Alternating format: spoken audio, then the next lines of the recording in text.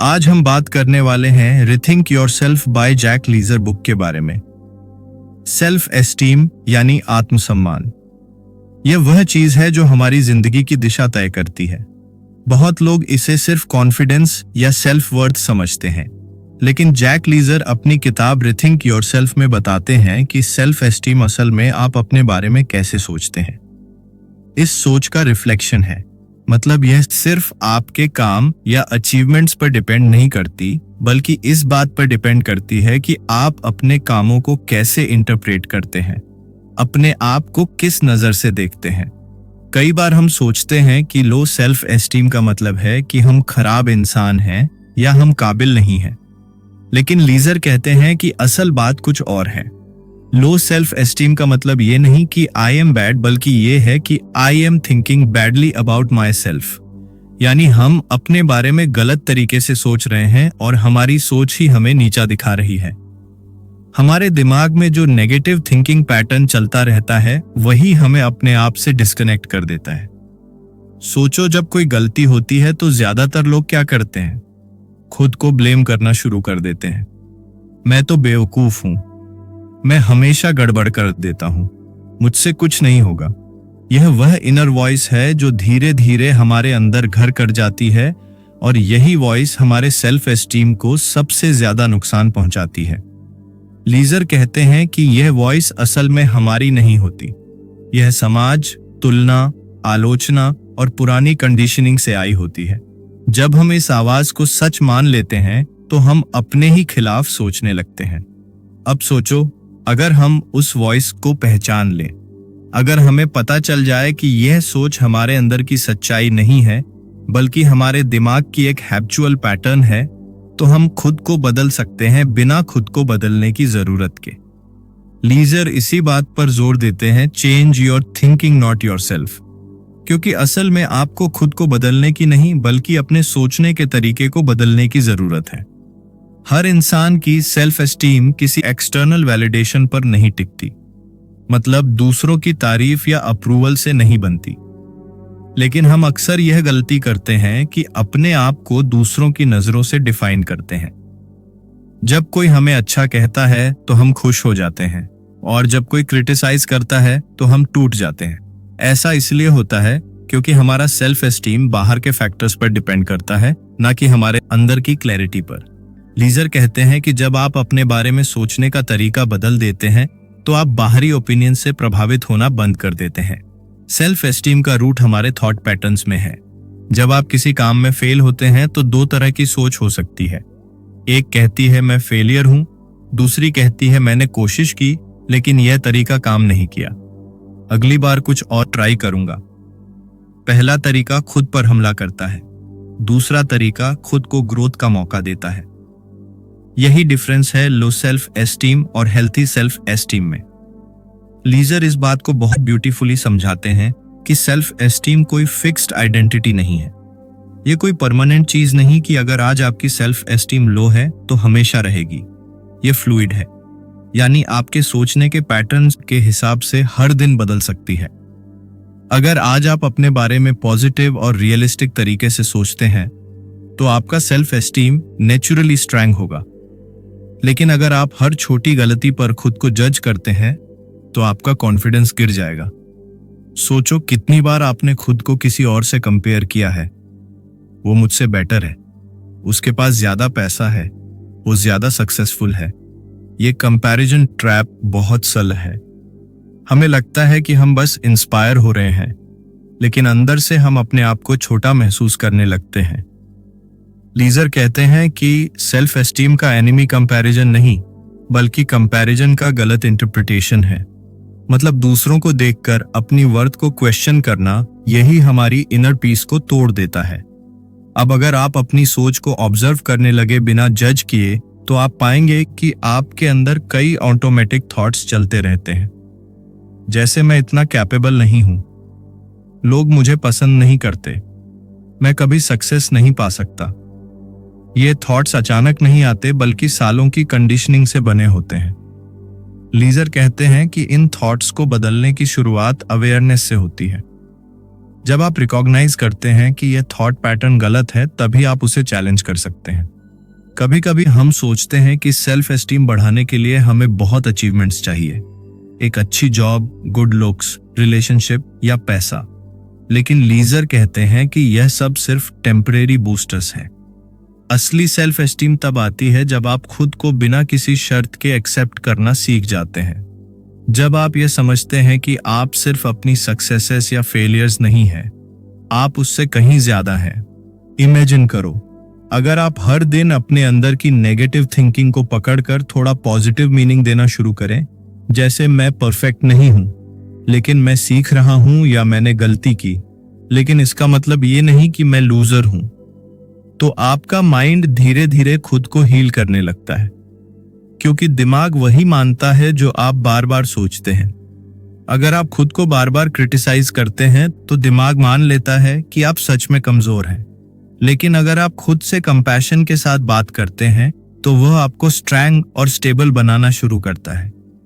उसे लीजर कहते हैं कि सेल्फ एस्टीम असल में रिलेशनशिप विद योरसेल्फ है, और जैसे किसी हेल्दी रिलेशनशिप में ट्रस्ट और अंडरस्टैंडिंग जरूरी होती है, वैसे ही अपने साथ हेल्थी रिलेशनशिप में सेल्फ ट्रस्ट और सेल्फ कंपैशन जरूरी है।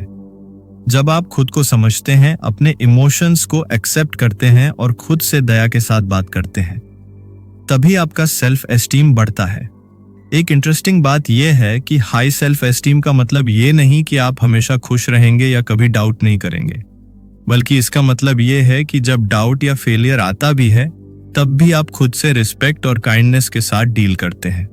आप खुद से यह नहीं कहते कि मैं बेकार हूं, बल्कि ये सोचते हैं मैं इंसान हूं, गलती होना नॉर्मल है, लेकिन मैं आगे बढ़ सकता हूं। हमारा माइंड एक मिरर की तरह है, जो सोच हम उसमें डालते हैं वही हमें वापस दिखाता है। अगर हम खुद के लिए हार्श वर्ड्स यूज करते हैं तो दिमाग भी हमें वही रिफ्लेक्शन देता है। लेकिन अगर हम अपने थॉट्स को धीरे धीरे काइंड बनाते हैं तो हमारा रिफ्लेक्शन भी बेटर होता जाता है। लीजर इसी चीज को रिथिंकिंग योरसेल्फ कहते हैं। खुद को बदलने की कोशिश मत करो, बस अपने सोचने के लेंस को साफ करो। सेल्फ एस्टीम बढ़ाने का पहला स्टेप है अवेयरनेस, दूसरा स्टेप है एक्सेप्टेंस और तीसरा स्टेप है एक्शन।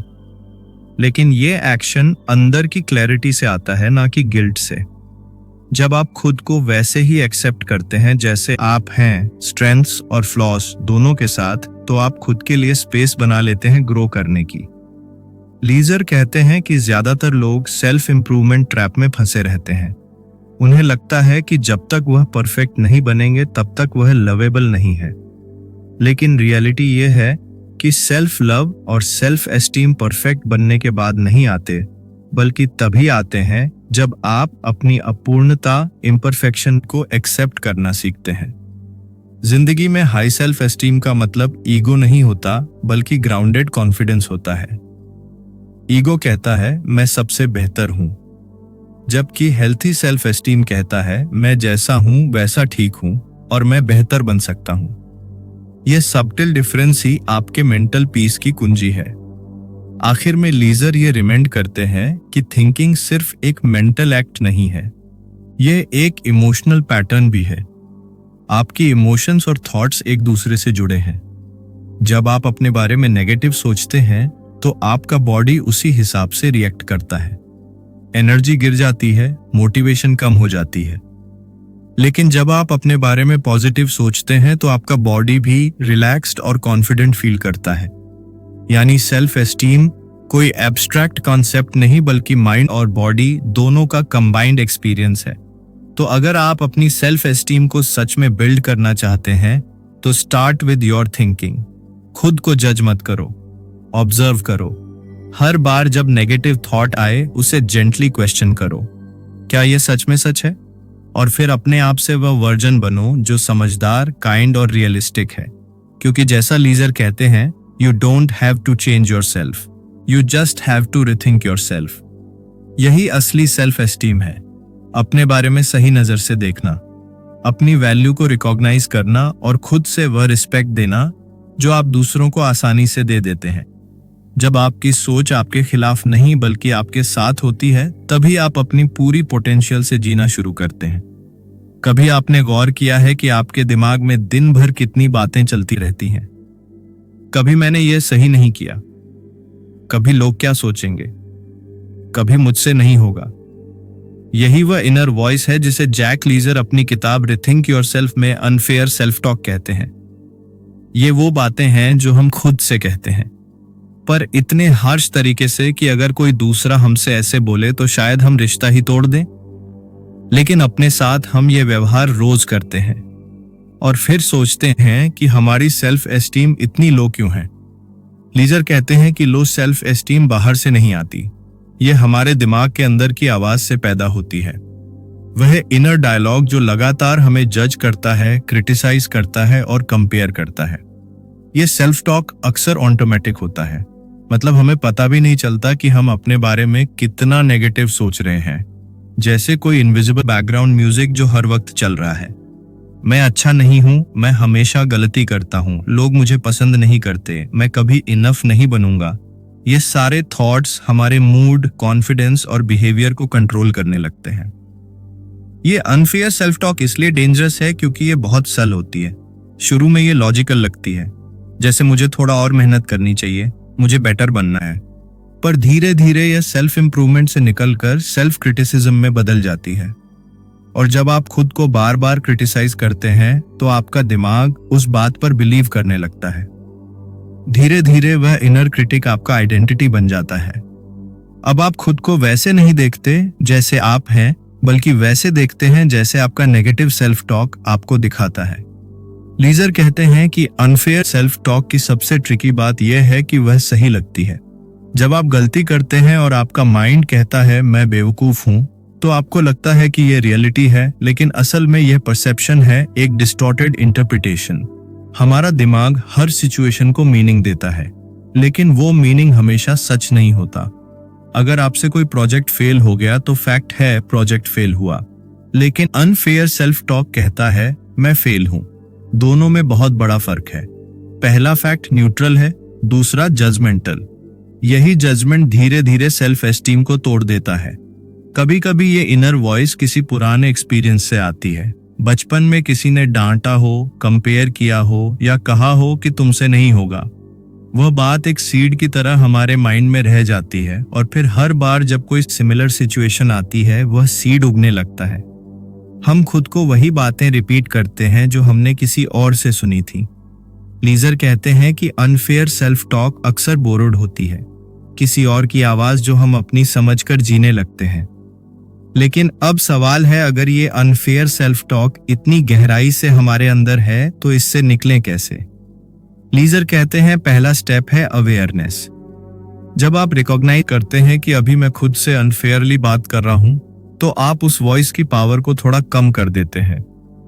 जैसे ही आप उसे ऑब्जर्व करते हैं, आप उसके स्लेव नहीं रहते बल्कि उसके ऑब्जर्वर बन जाते हैं।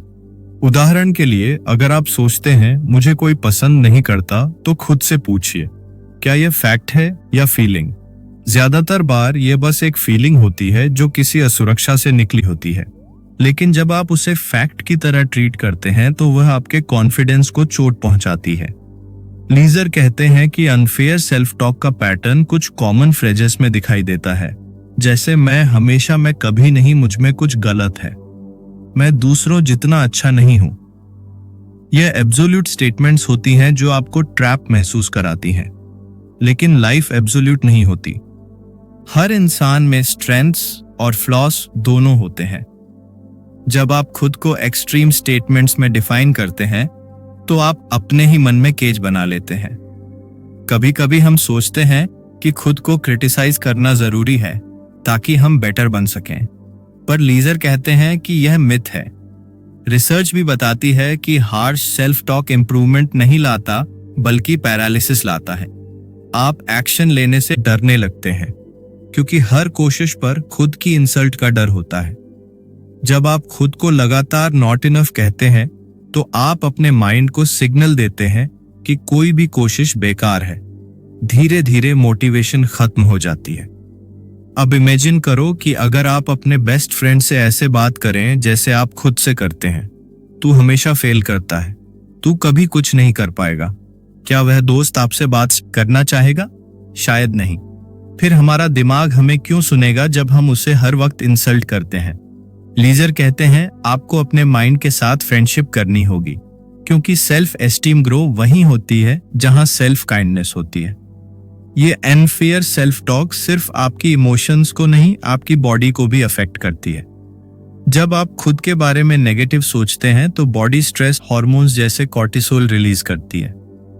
इससे हार्ट रेट बढ़ता है, एनर्जी गिरती है और आप फिजिकली भी टायर्ड फील करने लगते हैं। इसलिए जब लोग कहते हैं आई फील वर्थलेस, वह सिर्फ सोच नहीं होती, वह नहीं कि एक फिजिकल फीलिंग भी बन जाती है।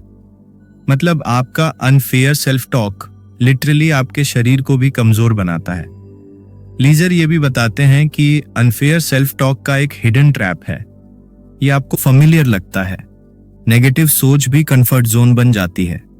हमें लगता है कि अगर हम खुद को क्रिटिसाइज करते रहेंगे तो हम कंट्रोल में रहेंगे, मिस्टेक्स नहीं करेंगे, लेकिन यह इल्यूजन है। असल कंट्रोल तब आता है जब आप खुद को सपोर्ट करना सीखते हैं, ना कि गिराना। अब बात करें सेशंस की। लीजर कहते हैं कि अनफेयर सेल्फ टॉक को बदलने के लिए आपको अपनी लैंग्वेज बदलनी होगी।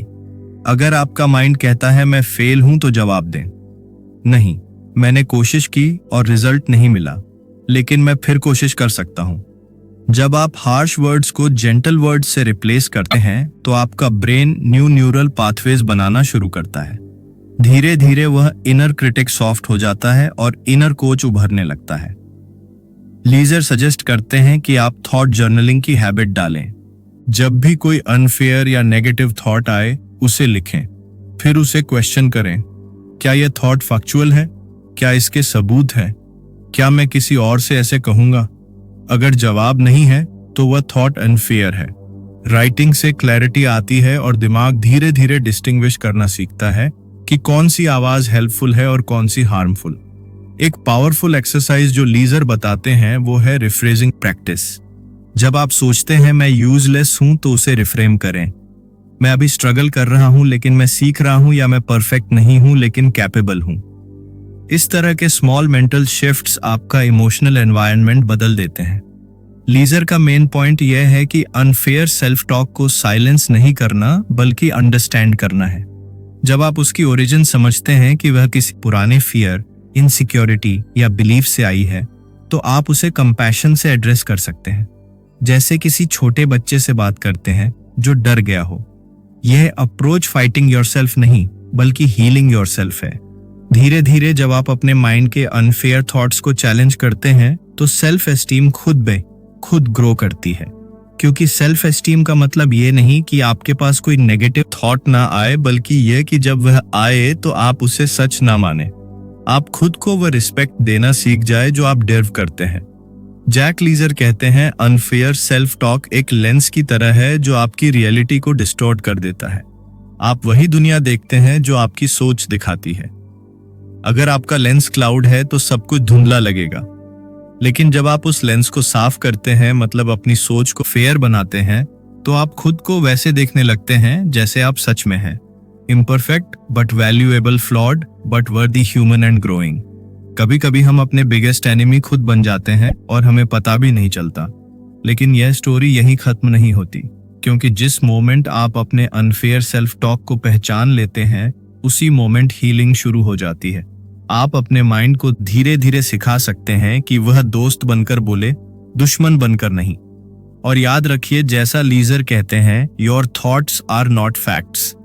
वह सिर्फ स्टोरीज हैं जो आपका माइंड बार बार सुनाता है, और अगर वह स्टोरीज अनफेयर हैं तो आपको उन्हें दोबारा लिखने का हक है। जब आप अपनी स्टोरी बदलते हैं तो आपकी सेल्फ एस्टीम भी बदल जाती है, क्योंकि आखिर में सेल्फ एस्टीम बाहर से नहीं, आपके अपने शब्दों से बनती है। उन शब्दों से जो आप खुद से हर दिन कहते हैं।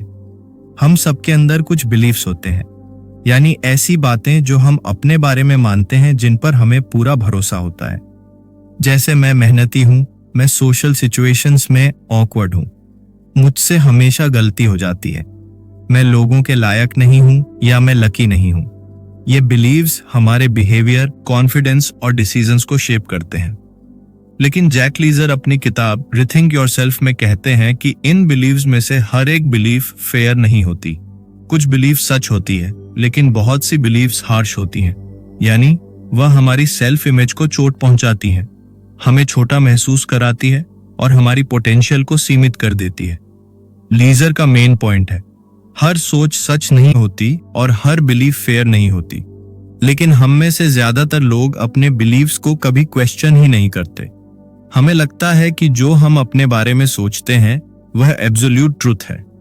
अगर हमारे दिमाग में यह बिलीफ है कि मैं इंट्रोवर्ट हूं, इसलिए लोगों से कनेक्ट नहीं कर सकता, तो हम इसे फैक्ट मान लेते हैं। लेकिन क्या सच में ऐसा है? शायद नहीं। यह बिलीफ किसी पुराने एक्सपीरियंस, किसी रिजेक्शन या किसी डर से बनी होती है, और फिर हम उस बिलीफ को बार बार रिपीट करते हैं जब तक वह हमारी आइडेंटिटी ना बन जाए। लीजर कहते हैं कि बिलीफ्स दिमाग के फिल्टर्स की तरह काम करते हैं। ये फिल्टर्स तय करते हैं कि हम सिचुएशंस को कैसे देखेंगे। अगर आपका बिलीफ है कि मैं अनलकी हूं, तो जब भी कुछ बुरा होगा आप उसे प्रूफ की तरह देखेंगे। देखा, मेरे साथ हमेशा ऐसा होता है। लेकिन जब कुछ अच्छा होगा तो आप उसे इग्नोर कर देंगे या कहेंगे बस किस्मत से हो गया। यानी आपका बिलीफ रियलिटी को डिस्टॉर्ट कर देता है। यही रीजन है कि सेल्फ एस्टीम लो हो जाती है, क्योंकि हमारे बिलीफ्स फैक्ट से नहीं फियर से बने होते हैं। अब सवाल है, फेयर बिलीफ क्या होती है और हार्श बिलीफ क्या? फेयर बिलीफ्स वो होती हैं जो बैलेंस्ड और रियलिस्टिक होती हैं। वो आपकी स्ट्रेंथ्स और वीकनेसेस दोनों को एक्नॉलेज करती हैं। जैसे मैं हर चीज में परफेक्ट नहीं हूं, लेकिन मैं सीखने के लिए तैयार हूं, या कभी कभी मैं नर्वस हो जाता हूं, पर इसका मतलब ये नहीं कि मैं वीक हूं। ये बिलीव्स ग्राउंडेड होती हैं, रियलिटी से जुड़ी हुई। दूसरी तरफ हार्श बिलीव्स एक्सट्रीम और जजमेंटल होती हैं। मैं कुछ भी ठीक से नहीं कर पाता, मुझ में कोई टैलेंट नहीं है, मैं दूसरों जितना स्मार्ट नहीं हूं। ये बिलीव्स आपको इंप्रूव नहीं करती, बल्कि गिल्ट और शेम में धकेल देती हैं। लीजर बताते हैं कि हार्श बिलीव्स की जड़ अक्सर बचपन में होती है। जब कोई टीचर, पेरेंट या फ्रेंड हमें किसी बात के लिए क्रिटिसाइज करता है, तो वह आवाज हमारे अंदर बिलीफ बन जाती है। जैसे अगर किसी ने कहा तू तो हमेशा गड़बड़ करता है, तो वह बात एक लेबल बन जाती है और हम खुद को उसी नजर से देखने लगते हैं। हर गलती उस बिलीफ को स्ट्रैंग करती जाती है। हम सोचने लगते हैं कि शायद मैं सच में गड़बड़ हूं। यही हार्श बिलीफ हमारे सबकॉन्शियस में बैठ जाती है और हर नई सिचुएशन में ट्रिगर होती है। लीजर कहते हैं कि बिलीफ्स को चेंज करना पॉसिबल है, लेकिन पहले उन्हें इवैल्यूएट करना जरूरी है। मतलब आपको खुद से सवाल पूछने होंगे, क्या यह बिलीफ फैक्ट पर आधारित है या फियर पर? क्या यह बिलीफ मुझे ग्रो कर रही है या मुझे गिल्ट में फंसा रही है? क्या मैं इस बिलीफ को किसी और के बारे में भी इतना हार्शली कहूंगा? अगर जवाब नहीं है तो समझ लीजिए कि वह बिलीफ अनफेयर है। इमेजिन कीजिए कि आपके दिमाग में बिलीफ है, मैं लोगों से बात करने में बहुत ऑकवर्ड हूं। अब इसे इवैल्यूएट करते हैं। क्या यह 100% सच है? शायद नहीं। कुछ सिचुएशंस में आप कंफर्टेबल होते होंगे, कुछ में नहीं। तो क्या इसे इतना जनरलाइज करना सही है? नहीं। क्या इसे सॉफ्टेन किया जा सकता है? हाँ, कभी कभी मैं नर्वस होता हूं, लेकिन मैं प्रैक्टिस से बेटर हो सकता हूं। देखिए, स्टेटमेंट वही है, पर टोन बदल गई।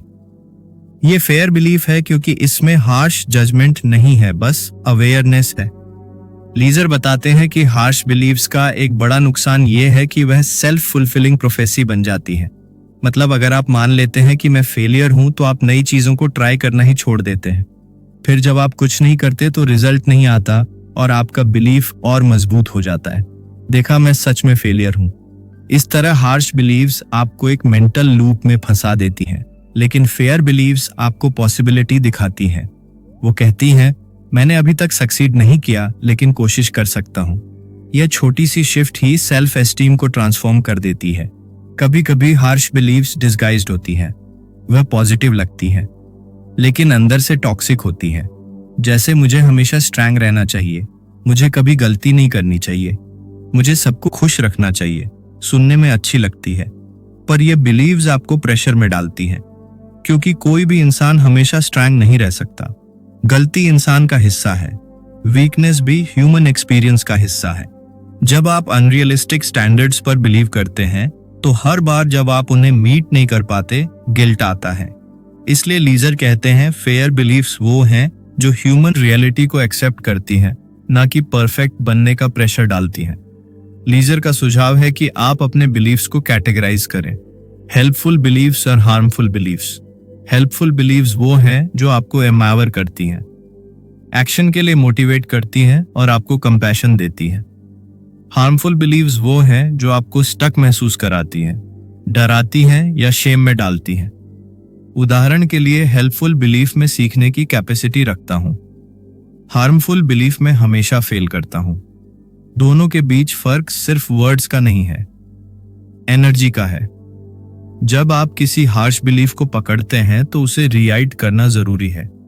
लीजर कहते हैं कि बिलीफ को बदलने के लिए एविडेंस ढूंढना बहुत काम आता है। जैसे अगर आप मानते हैं मैं दूसरों से बात नहीं कर सकता, तो सोचिए क्या कभी आपने किसी से अच्छे से बात की है? शायद हाँ। वह एक एग्जाम्पल ही उस बिलीफ को चैलेंज कर सकती है। जब आप माइंड को काउंटर एविडेंस दिखाते हैं तो वह धीरे धीरे मानना शुरू करता है कि शायद उसकी पुरानी सोच पूरी तरह सही नहीं थी। यही प्रोसेस बिलीफ ट्रांसफॉर्मेशन की शुरुआत है। लीजर एक पावरफुल बात कहते हैं, बिलीफ्स हैं चॉइसेस डिस्गाइज्ड एज ट्रुथ्स। यानी हम जो मानते हैं वह कई बार हमारी चॉइस होती है, ना कि एब्सोल्यूट ट्रुथ। लेकिन जब हम उस चॉइस को बार बार रिपीट करते हैं तो वह हमारे लिए ट्रुथ बन जाती है। इसलिए अगर हम चाहें तो नई बिलीव्स चूज कर सकते हैं, ऐसी जो हमें हील करें, मोटिवेट करें और अनफेयर जजमेंट से मुक्त करें। अब सोचिए, अगर आपकी हर हार्श बिलीफ फेयर बन जाए तो क्या होगा? अगर मैं बेकार हूं की जगह मैं प्रोग्रेस कर रहा हूं आ जाए, अगर मुझसे नहीं होगा की जगह मैं कोशिश करूंगा आ जाए, तो आपके अंदर की एनर्जी कैसे बदल जाएगी? यह बदलाव सिर्फ वर्ड्स का नहीं है, यह आपके दिमाग केमिस्ट्री को भी बदल देता है।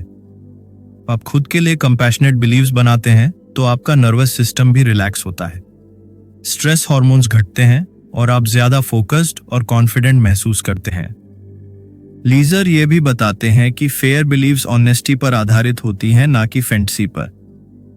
मतलब फेयर बिलीफ का मतलब खुद से झूठ बोलना नहीं है। जैसे मैं वर्ल्ड्स बेस्ट हूं बोलना जरूरी नहीं कि हेल्पफुल हो, लेकिन मैं कैपेबल हूं और इंप्रूव कर सकता हूं। यह रियलिस्टिक ऑप्टिमिज्म है। फेयर बिलीफ आपको ग्राउंड पर रखती है पर गिरने नहीं देती। धीरे धीरे जब आप अपने बिलीफ्स को ऑब्जर्व करना शुरू करते हैं तो आप पाएंगे कि उनमें से कई बिलीव्स पुराने पेन से निकली हैं जो अब रेलेवेंट नहीं है। किसी ने कभी आपको जज किया, इंसल्ट किया या अंडर एस्टिमेट किया और आपने वह बात पकड़ ली। अब वह बिलीफ आपकी आइडेंटिटी बन गई।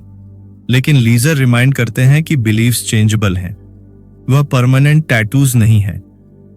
आप चाहे तो अपने बिलीफ सिस्टम को रीडन कर सकते हैं, जैसे एक आर्टिस्ट अपनी पेंटिंग को फिर से रंग देता है।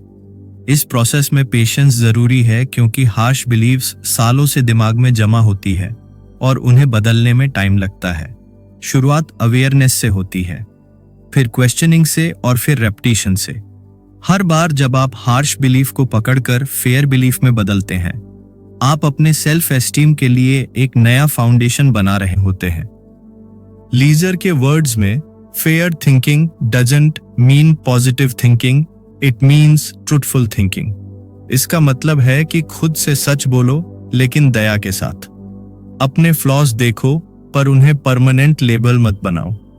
अपने मिस्टेक्स पहचानो पर खुद को उसके लिए पनिश मत करो। यही डिफरेंस है फेयर और हार्श बिलीफ्स में।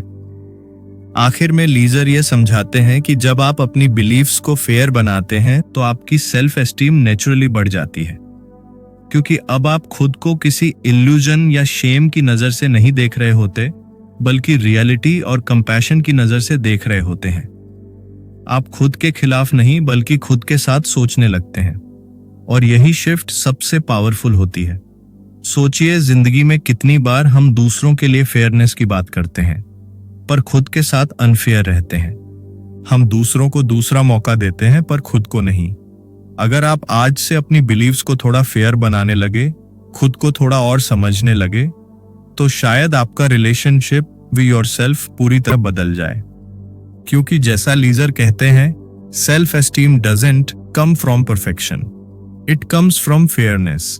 जब आप खुद को सही नजर से देखना सीख जाते हैं तो दुनिया भी आपको उसी नजर से देखने लगती है। हम सब अपनी जिंदगी में कुछ ना कुछ प्रूफ करने की कोशिश करते रहते हैं। किसी को यह दिखाना कि हम सक्सेसफुल हैं, कैपेबल हैं, स्मार्ट हैं या गुड इनफ हैं। लेकिन जैक लीजर अपनी किताब रिथिंक योरसेल्फ में कहते हैं कि यही सबसे बड़ा ट्रैप है।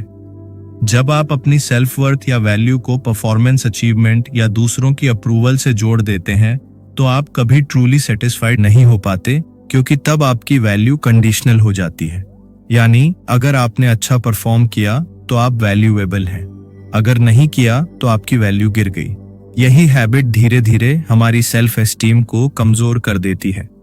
लीजर कहते हैं कि हर इंसान की वर्थ इंट्रिंसिक होती है, मतलब वह पहले से ही होती है, किसी एक्सटर्नल प्रूफ की जरूरत नहीं। आपका एग्जिस्टेंस ही प्रूफ है कि आप वैल्यूएबल हैं। लेकिन बचपन से हमें सिखाया जाता है कि तब तक वैल्यूएबल नहीं हो जब तक कुछ अचीव ना करो। स्कूल में मार्क्स, स्पोर्ट्स में ट्रॉफीज, काम में प्रमोशंस, हर जगह हमें परफॉर्म करना सिखाया जाता है और धीरे धीरे हम खुद को उन्हीं मैट्रिक्स से मेजर करने लगते हैं। अब इमेजिन करो, अगर आप किसी दिन फेल हो जाओ या एवरेज परफॉर्म करो तो क्या आपकी वैल्यू ऑटोमेटिकली कम हो जाएगी? नहीं, लेकिन माइंड ऐसा महसूस कराता है क्योंकि उसने ये फार्मूला बना लिया है, परफॉर्मेंस बराबर वर्थ, और यही फार्मूला गलत है। लीजर बताते हैं कि परफॉर्मेंस बेस्ड सेल्फ वर्थ एक इनविजिबल प्रजन की तरह है। बाहर से सब नॉर्मल लगता है, आप मेहनत करते हैं, टारगेट अचीव करते हैं, तारीफ पाते हैं, लेकिन अंदर से एक डर चलता रहता है। अगर मैं फेल हुआ तो, अगर लोग मुझे कैपेबल नहीं समझे तो, अगर इस बार सक्सेस नहीं मिला तो क्या होगा? ये फियर ही बताता है कि आपकी वर्थ किसी एक्सटर्नल चीज पर डिपेंड कर रही है। परफॉर्मेंस बेस्ड सेल्फ वर्थ की सबसे ट्रिकी बात यह है कि यह एडिक्टिव होती है। जब आपको सक्सेस या प्राइज मिलता है तो डोपामिन रिलीज होता है, आपका ब्रेन खुश हो जाता है, लेकिन यह हैप्पीनेस टेम्परेरी होती है। कुछ दिन बाद फिर से वही खालीपन लौट आता है और आप अगले अचीवमेंट की दौड़ में लग जाते हैं।